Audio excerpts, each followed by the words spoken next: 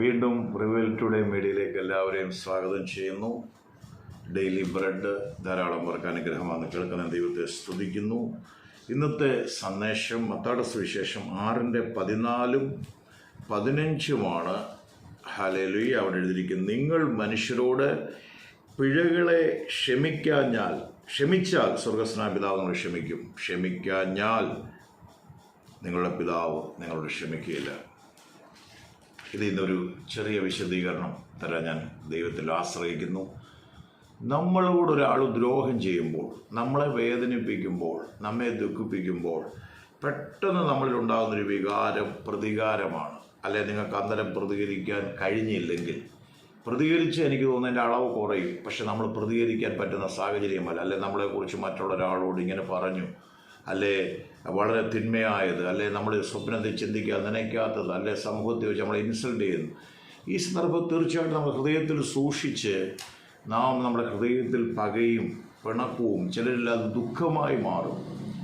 അതുകൊണ്ട് നമ്മൾ ഒന്നാമത് ഒരു ദൈവപൈതലാണെങ്കിൽ മറ്റുള്ളവരോട് ക്ഷമിക്കണം എന്ന് പറയുന്നതിൻ്റെ കാരണം, നിങ്ങൾ രക്ഷ സ്വീകരിച്ചാലും നിത്യജീവൻ സ്വീകരിച്ചാലും നിത്യത നഷ്ടപ്പെടും. കാരണം വളരെ വ്യക്തമായി കർത്താവ് പറഞ്ഞു, എൻ്റെ പിതാവും അങ്ങനെ ചെയ്യുമെന്നാണ് പറഞ്ഞേക്കുന്നത്, ക്ഷമിക്കത്തില്ല.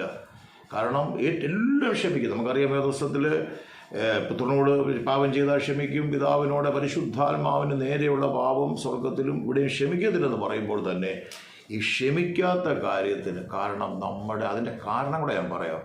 നമ്മുടെ അനവധി കടങ്ങൾ, പാപങ്ങൾ, കോടിക്കണക്കിന് നമുക്ക് എണ്ണാൻ കഴിയാത്ത ആദാമ്യ പാപം മുതലുള്ളതെല്ലാം നമ്മെ ക്ഷമിച്ച് സ്വർഗം വിട്ടയച്ചതുകൊണ്ട് നാം സഹോദരികളോട് ക്ഷമിക്കണം എന്ന് ദൈവം ആഗ്രഹിക്കുന്നു. രണ്ടാമത്, നാം ക്ഷമിക്കുമ്പോഴുള്ള ഗുണങ്ങൾ. നാം ക്ഷമിക്കുമ്പോൾ നമുക്ക് ഒറ്റയടിക്ക് ഒരാൾ നമുക്ക് മുറിവേൽപ്പിക്കുമ്പോൾ അവരെ അനുഗ്രഹിക്കണം, അങ്ങനെ വചനം പറയുന്നെങ്കിൽ നമുക്ക് പെട്ടെന്ന് മനസ്സിലേക്ക് വരത്തില്ല. പക്ഷെ നമ്മൾ അവരറിയാതെ, ക്രൂശിലേശു പറയുന്ന അറിയാതെയാണ് ചെയ്തത് എന്ന് പറഞ്ഞ് അതുകൊണ്ട് ഉണ്ടാകുന്ന ഗുണങ്ങൾ, ദോഷങ്ങൾ നാം മനസ്സിലാക്കണം. നാം ക്ഷമിക്കാതിരിക്കുമ്പോൾ നാം രോഗിയാവും, അവരൊരു കുഴപ്പവുമില്ല. നമ്മളെ മുറിച്ചവർ അവർ സന്തോഷത്തോടെ ജീവിക്കുമ്പോൾ നാം ചിന്തിച്ച് മനസ്സിൽ മുറിവുകളേറ്റ് ഡിപ്രഷനിലേക്കും അഗാധമായ ദുഃഖത്തിലേക്കും തകർച്ചയിലേക്കും നാം കടന്നു പോകും.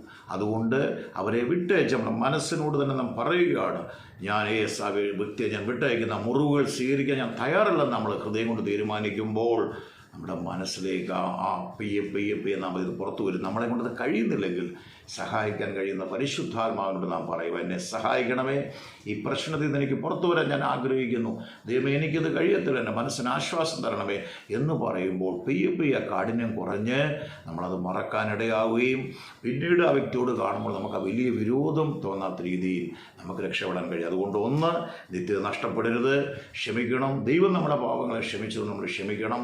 അതിൻ്റെ അനന്തരഫലങ്ങൾ, കോൺസിക്വൻസസ് ഉണ്ട്, അത് നമ്മൾ മനസ്സിലാക്കണം. അത് നമ്മളെ രോഗിയാക്കും.